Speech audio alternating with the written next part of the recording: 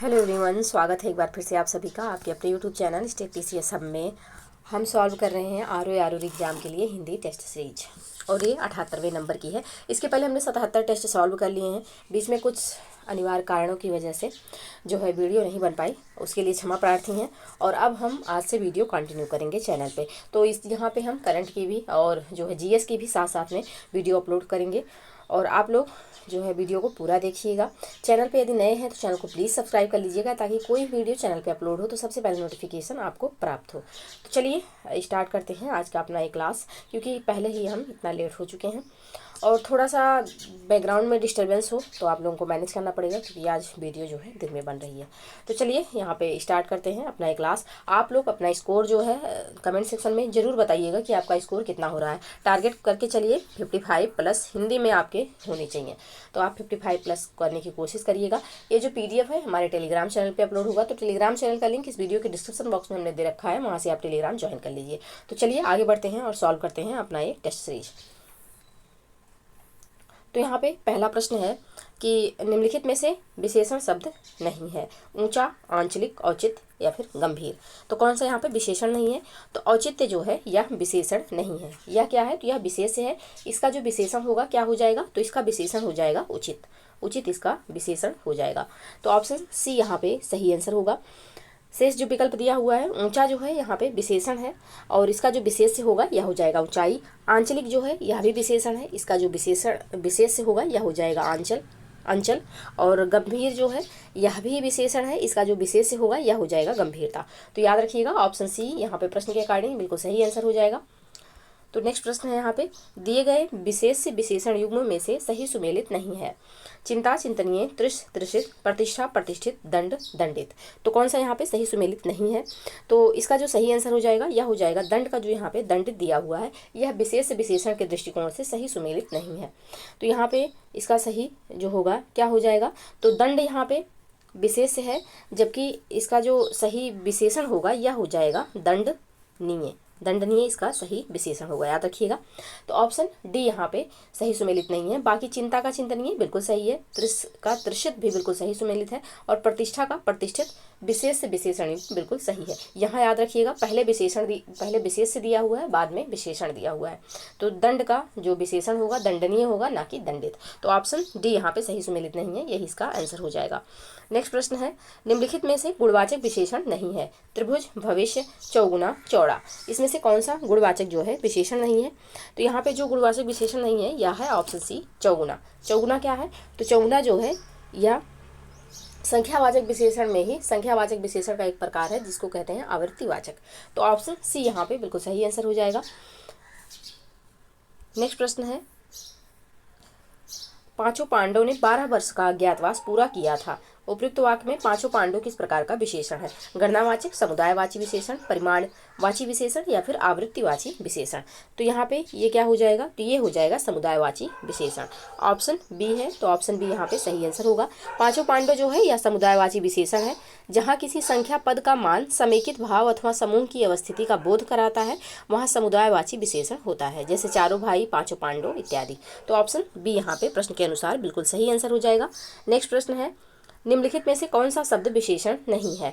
निर्भीक, भव, जटिलता, पांचवा। तो कौन सा यहाँ पे जो है विशेषण नहीं है? तो इसका जो सही आंसर हो जाएगा यह हो जाएगा भव। ऑप्शन बी यहाँ पे सही आंसर होगा।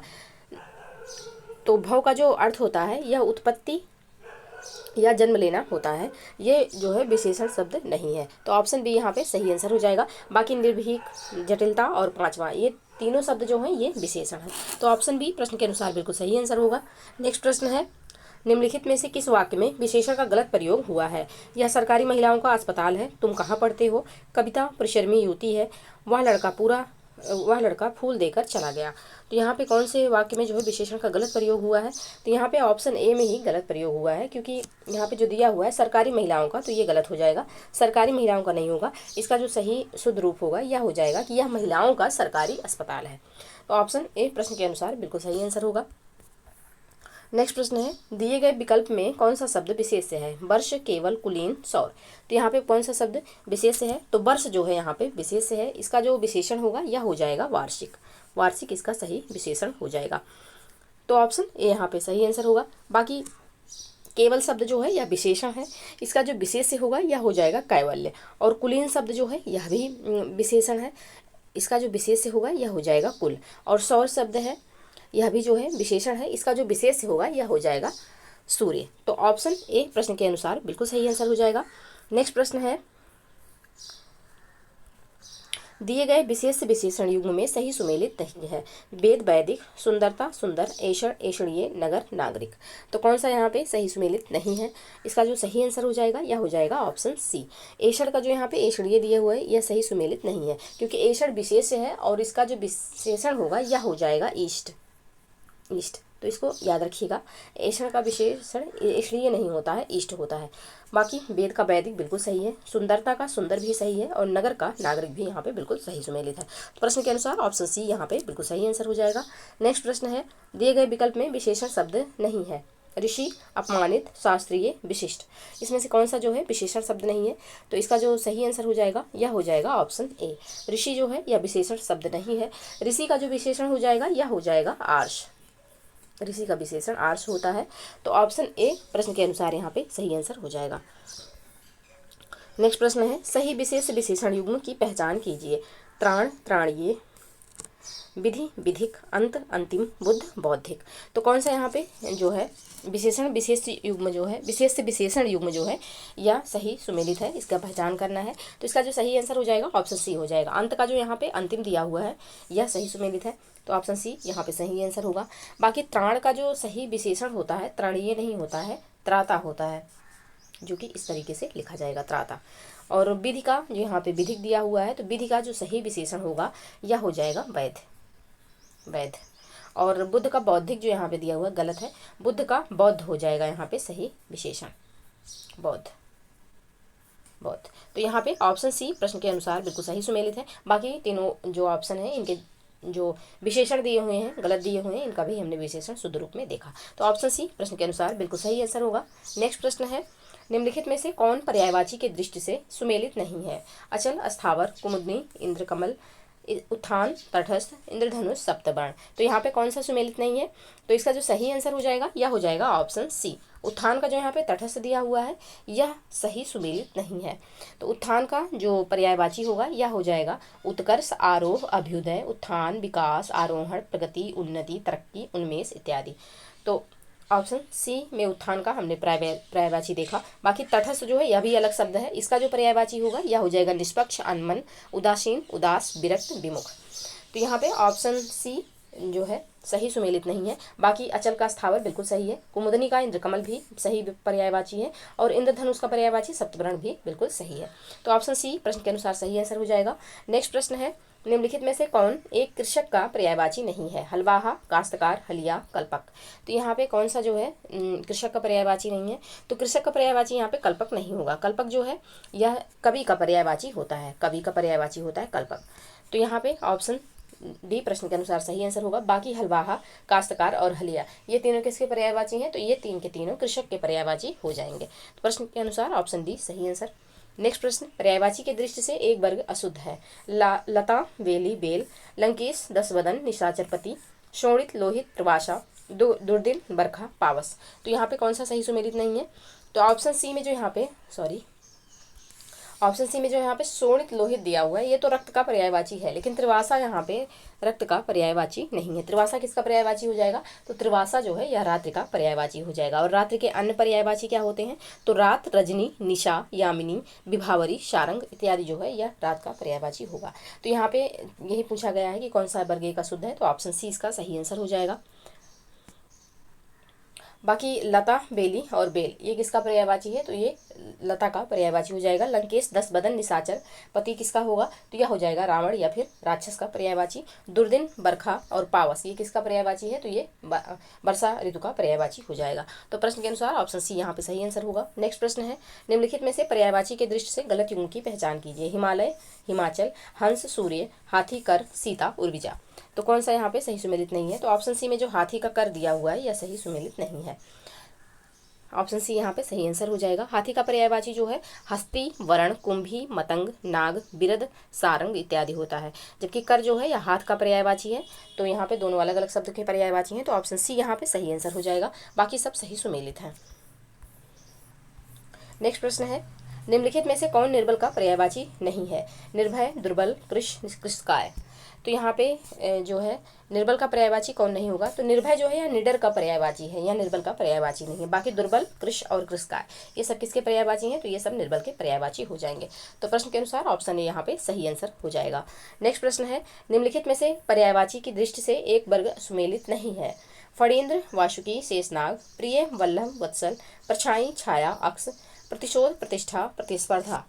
तो यहाँ पे ऑप्शन डी में जो प्रतिशोध, प्रतिष्ठा और प्रतिस्पर्धा दिया हुआ है ये सही सुमेलित नहीं है। तीनों शब्द अलग अलग हैं और तीनों का कहीं भी कोई सुमेलित नहीं है। बाकी फणींद्र, वासुकी और शेषनाग जो है ये सर्प का पर्यायवाची हो जाएगा, शेषनाग का पर्यायवाची। साथ ही प्रिय, वल्लभ और वत्सल किसका पर्यायवाची? तो पति का पर्यायवाची हो जाएगा। परछाई, अक्ष और परछाई, छाया, अक्ष ये सब परछाई के पर्यायवाची हैं। तो ये तीनों शब्द जो दिए हुए हैं तीनों ऑप्शन में, ये तीनों एक ही शब्द के पर्यायवाची हैं। बाकी प्रतिशोध, प्रतिष्ठा और प्रतिस्पर्धा तीनों अलग अलग शब्द हैं, तो यहाँ पे ये अलग हो जाएगा। तो ऑप्शन डी प्रश्न के अनुसार इसलिए सही आंसर होगा। नेक्स्ट प्रश्न है, पर्यायवाची के दृष्टि से कौन एक गलत युग्म है? चांदनी, चांद, चंचल, चपल, चालाक, चतुर, चौकस, सचेत। तो यहाँ पे जो चांदनी का चांद दिया हुआ है गलत है, क्योंकि पर्यायवाची में चांदनी का अलग पर्यायवाची होता है, चांद का अलग पर्यायवाची होता है। चांदनी का पर्यायवाची हम पहले देखेंगे, तो जैसे ज्योत्सना हो गया, कौमुदी हो गया, अजोरिया हो गया, ये सब किसके पर्यायवाची? तो ये सब चांदनी के पर्यायवाची होंगे, चांदनी के। बाकी चांद का पर्यायवाची, तो चांद का पर्यायवाची हो जाएगा चंद्रमा, चंद्र, हिमकर, विभाकर, सुधाकर, शशि, रजनीश, अंशुमाली, मयंक, निशाकर इत्यादि।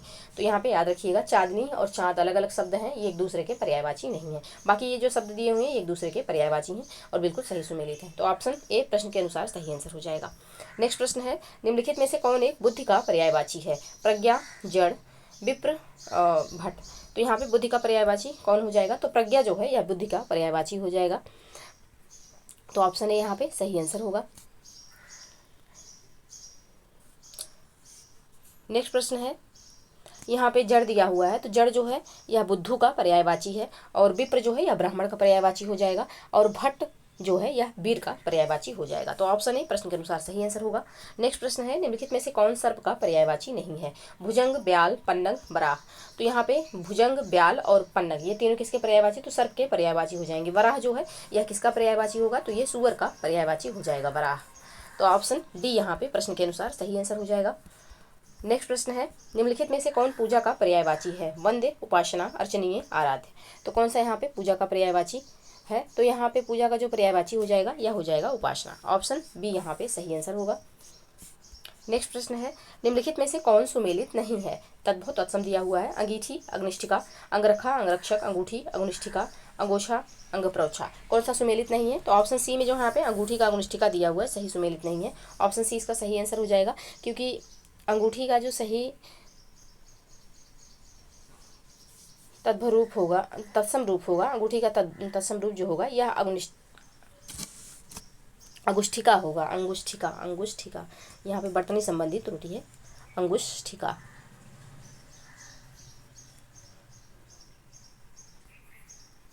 अंगुष्ठिका इस तरीके से लिखा जाएगा। बाकी सब सही सुमेलित है। तो ऑप्शन सी प्रश्न के अनुसार सही आंसर।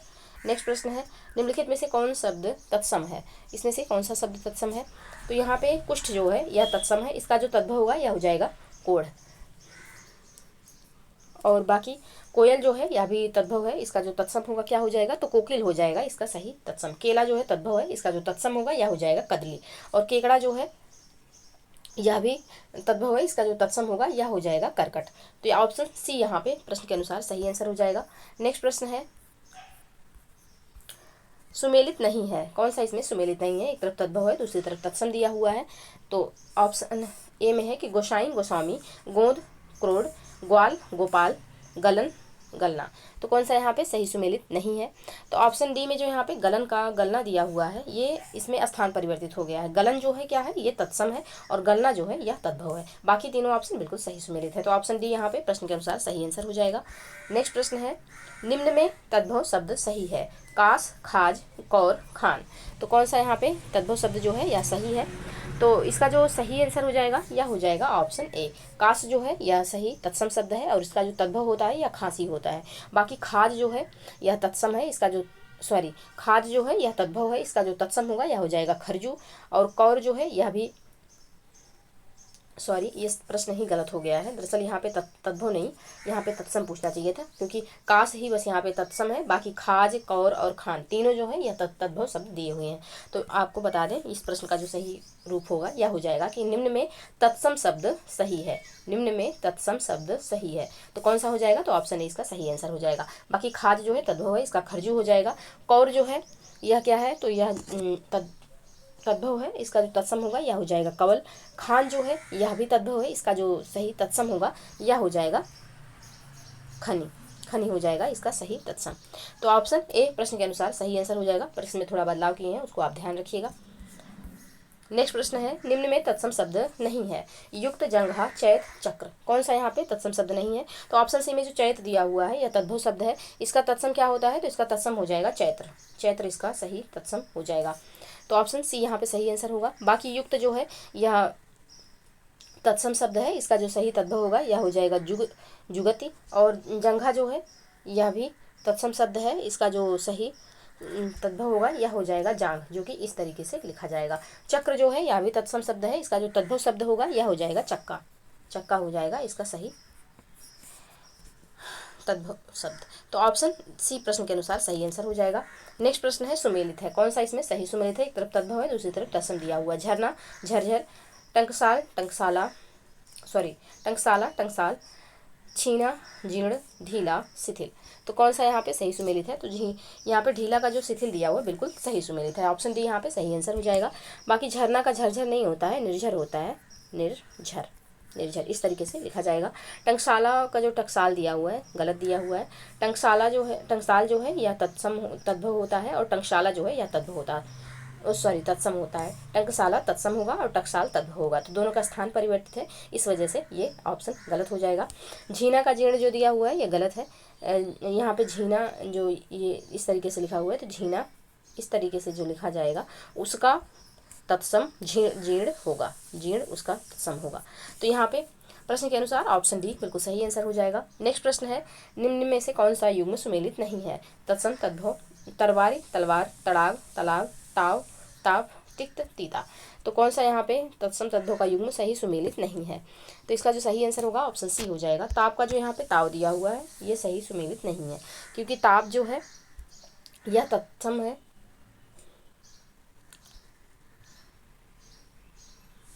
सॉरी ताव जो है यह क्या हो जाएगा, तो यह तत्सम है, और ताप जो है यह तद्भव हो जाएगा। तो दोनों का स्थान परिवर्तित होने की वजह से यह ऑप्शन शुद्ध हो जाएगा, यानी कि सुमेलित नहीं होगा। तो ऑप्शन सी यहाँ पे सही आंसर होगा, बाकी तीनों ऑप्शन बिल्कुल सही सुमेलित हैं। नेक्स्ट प्रश्न है, निम्न में कौन शब्द तद्भव है, दाह, दृष्टि, दीपाली, स्पर्श।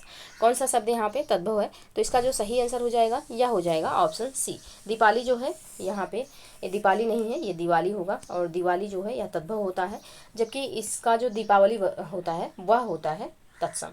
तो दिवाली यहाँ पे तद्भव हो जाएगा, और सही तत्सम इसका क्या होगा, तो दीपावली इसका सही तत्सम हो जाएगा। दाह जो है ये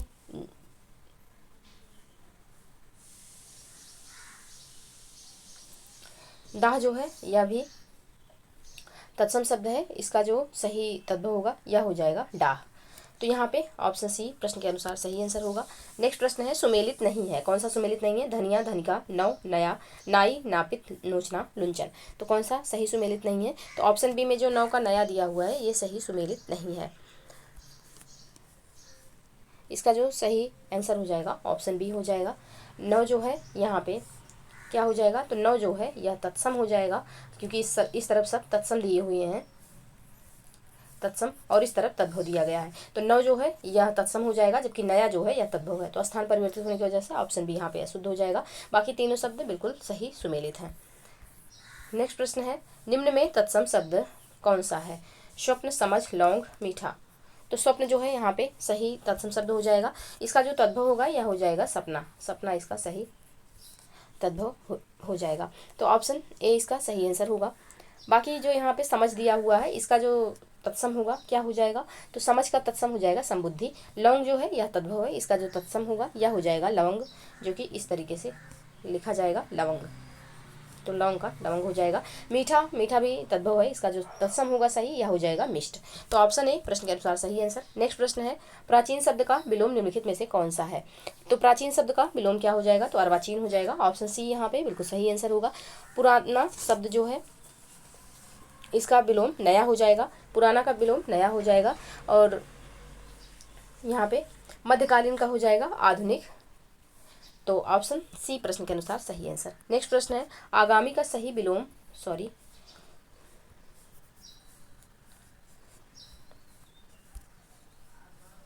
एक मिनट,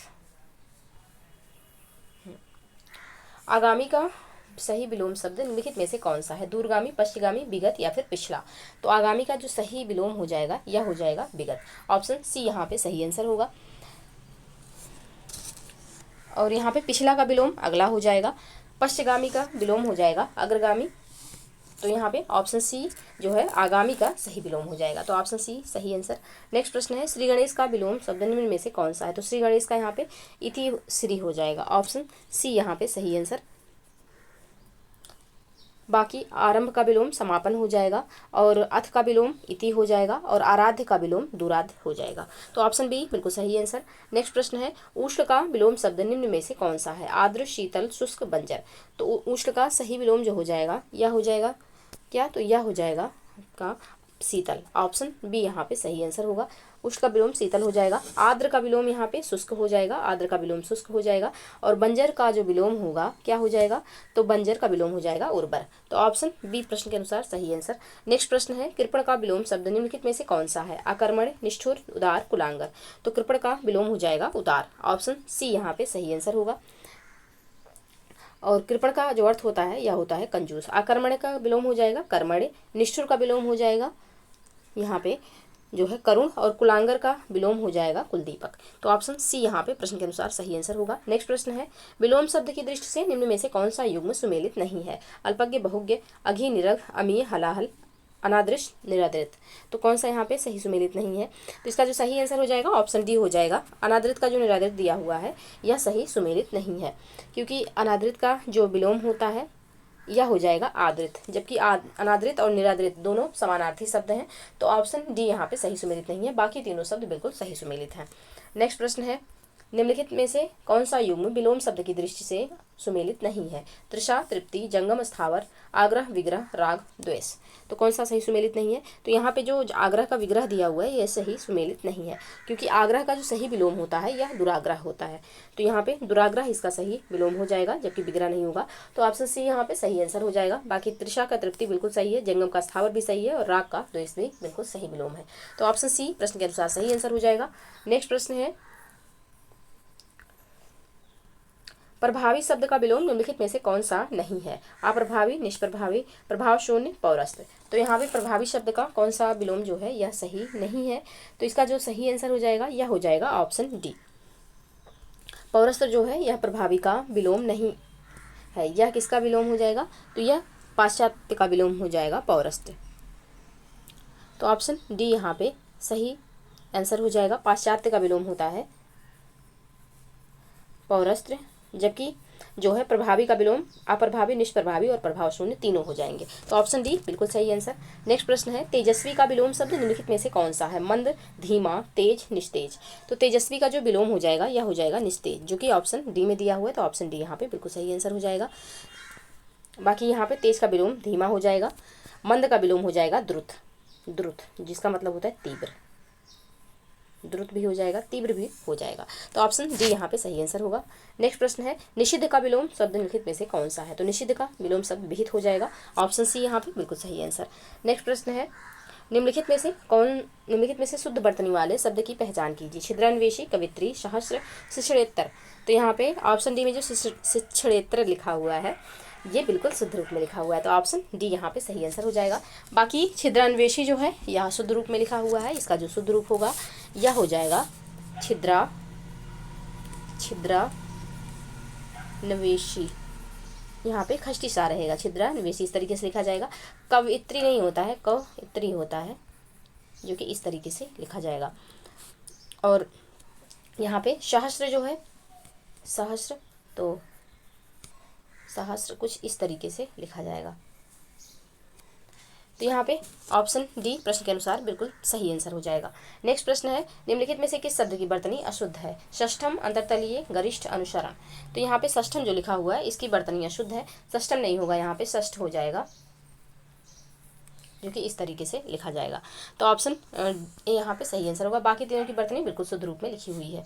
नेक्स्ट प्रश्न है, निम्नलिखित में से शुद्ध वर्तनी वाला शब्द कौन सा है? तदंतर, अनुवादित, अपहुनित, अंतरकथा। तो कौन सा यहाँ पे शुद्ध वर्तनी वाला शब्द है? तो ऑप्शन ए तदंतर जो लिखा हुआ है बिल्कुल शुद्ध रूप में लिखा हुआ है, ऑप्शन इसका सही आंसर हो जाएगा। बाकी अनुवादित नहीं होता है, अनुदित होता है, अनुदित, जो कि इस तरीके से लिखा जाएगा, अनुदित। और साथ ही अपहुनित जो यहाँ पे लिखा हुआ है तो इस तरीके से लिखा जाएगा,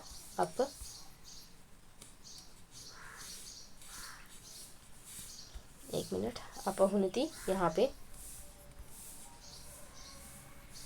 हाँ में आधा ना रहेगा, यहाँ पे हाँ में आधा ना, और फिर तापे छोटी की मात्रा, अपहुनिति, इस तरीके से लिखा जाएगा। अंतरकथा जो यहाँ पे लिखा हुआ है तो अंतः कथा होगा, अंतः कथा, इस तरीके से लिखा जाएगा, कथा। बाकी तदंतर यहाँ पे बिल्कुल शुद्ध रूप में लिखा हुआ है, अनुदित नहीं होगा, अनुवादित होगा, सॉरी अनुवादित नहीं होगा, अनुदित होगा यहाँ पे इसका शुद्ध रूप। तो ऑप्शन ए प्रश्न के अनुसार बिल्कुल सही रूप में लिखा हुआ है, यही इसका आंसर हो जाएगा। नेक्स्ट प्रश्न है, निम्नलिखित में से किस शब्द की वर्तनी अशुद्ध है? बहुलता, स्वास्थ्य, अस्थाई, सहिष्णु। तो किस शब्द की यहाँ पे वर्तनी जो है अशुद्ध दी हुई है? तो ऑप्शन सी में अस्थाई जो लिखा हुआ है अशुद्ध है।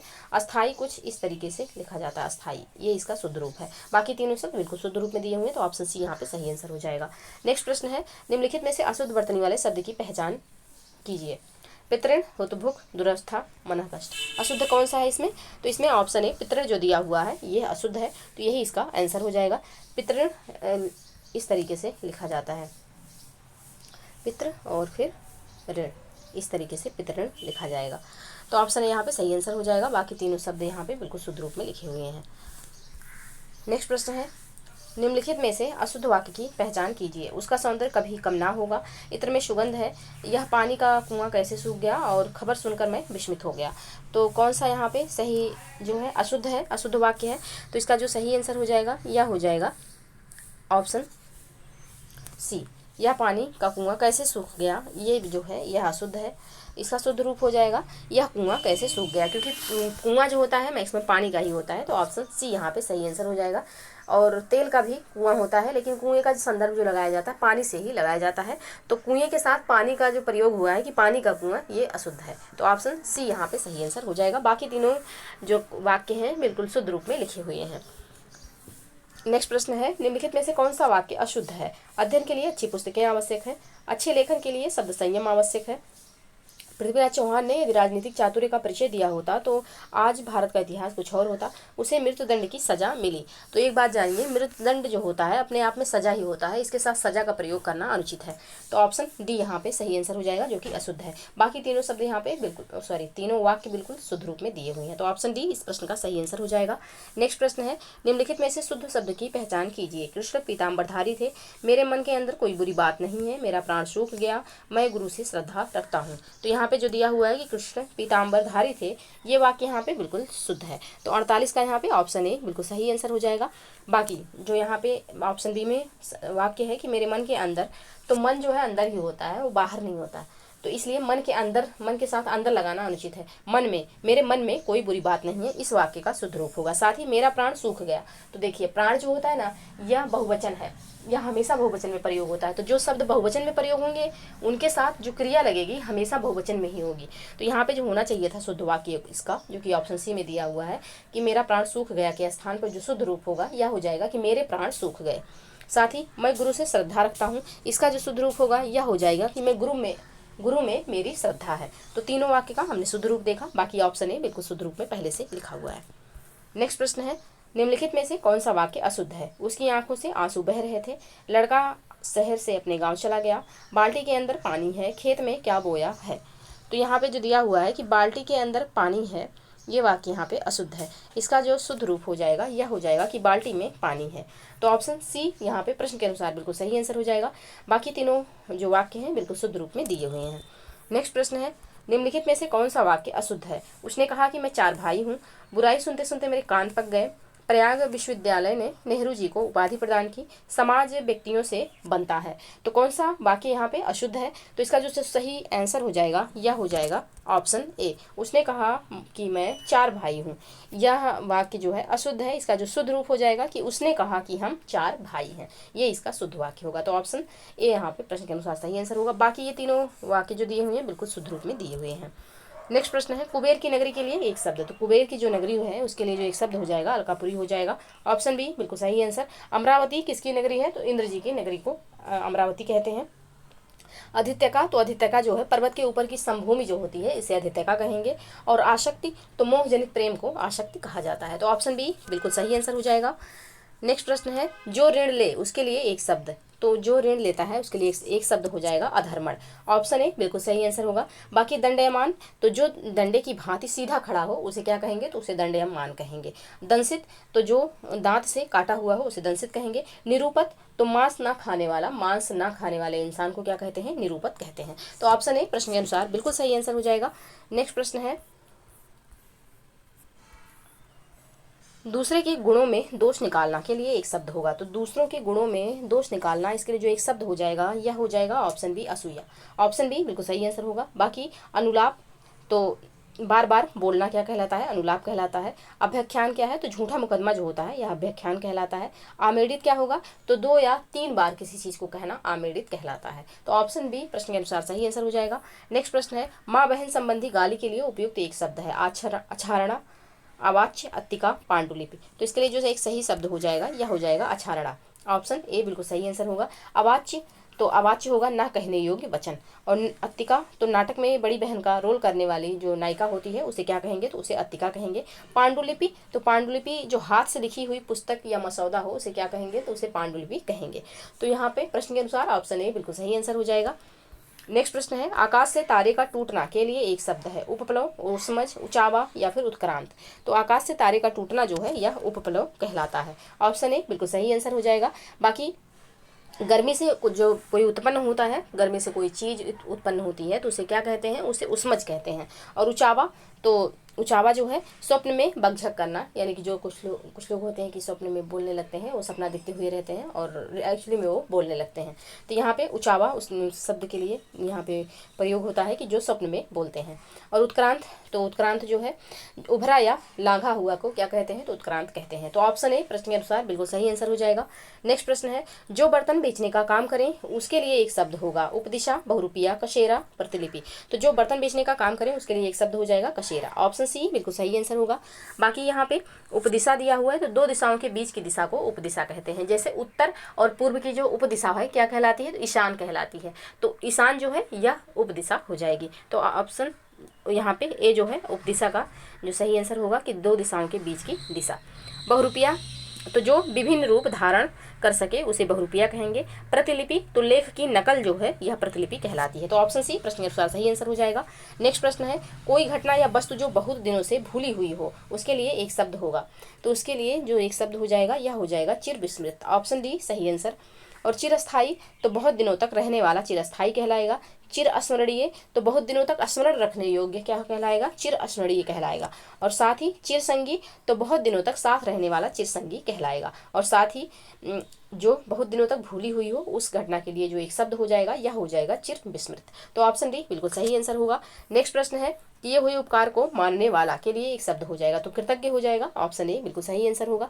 बाकी किए हुए उपकार को न मानने वाले को क्या कहेंगे? कृतज्ञ कहेंगे।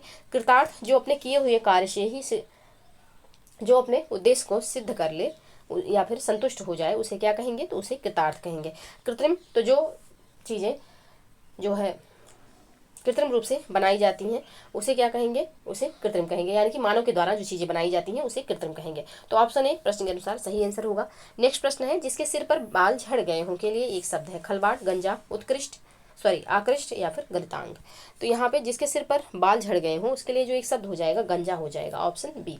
और जिसके सिर पर बाल उगे ही ना हो उसको क्या कहेंगे? तो उसे खलवाट कहेंगे। यानी कि जिसके सिर पर बाल कभी आया ना हो उसे खलवाट कहते हैं। जबकि गंजा, जैसे कि जब इंसान मुंह अपना सर मतलब मुड़ा लेता है, बाल हटवा देता है, तो उसको भी गंजा कहते हैं। तो यानी कि गंजा जो जिसके सर पर बाल ना हो तो उसके लिए एक शब्द हो जाएगा गंजा। तो ऑप्शन बी यहाँ पे सही आंसर होगा। बाकी आकृष्ट तो जो जोता बोया ना गया हो उसके लिए एक शब्द आकृष्ट हो जाएगा। गलितांग तो जिसके अंग जो है, अंग प्रत्यंग जो है वो गल गए हों उसे क्या कहेंगे, तो उसे गलितांग कहेंगे। तो प्रश्न के अनुसार ऑप्शन बी यहाँ पे सही आंसर हो जाएगा। नेक्स्ट प्रश्न है, वह फूल जो पूरा ना खिला हो के लिए एक शब्द। तो वह फूल जो पूरा ना खिला हो उसके लिए जो एक शब्द हो जाएगा यह हो जाएगा मुकुल। ऑप्शन बी हो जाएगा यहाँ पे मुकुलित। ऑप्शन बी इसका सही आंसर हो जाएगा। और वह फूल जो खिलने जा रहा हो उसके लिए एक शब्द मुकुल हो जाएगा। और निमीलित, तो निमीलित का जो एक सही शब्द हो जाएगा क्या हो जाएगा, तो वह फूल निमीलित के लिए जो यहाँ पे एक वाक्य होगा यह क्या होगा, तो वह फूल जो पूरा ना खिला हो उसे मुकुलित कहेंगे, और वह फूल जो पूरा खिला हो उसे क्या कहेंगे, तो निमीलित कहेंगे। तो इस प्रकार प्रश्न का ऑप्शन बी यहाँ पे सही आंसर हो जाएगा। तो ये रहे 60 प्रश्न जिनको हमने सॉल्व किया। आई होप कि आप लोगों को वीडियो पसंद आए। वीडियो पसंद आए तो प्लीज़ लाइक एवं शेयर जरूर करिएगा। चैनल पे यदि नए हैं तो चैनल को प्लीज़ सब्सक्राइब कर लीजिए, साथ ही बेल आइकन को प्रेस कर लीजिए ताकि कोई भी वीडियो चैनल पे अपलोड हो तो सबसे पहले नोटिफिकेशन आपको प्राप्त हो। साथ ही अब हम आज से जो है कोशिश करेंगे कि करंट अफेयर और जो है सामान्य अध्ययन का भी क्वेश्चन आप लोगों को कराया जाए। तो चलिए आज के लिए बस इतना ही, मिलते हैं नेक्स्ट वीडियो में। तब तक के लिए आप लोग पढ़ते रहिए, स्वस्थ रहिए। जय हिंद, जय भारत।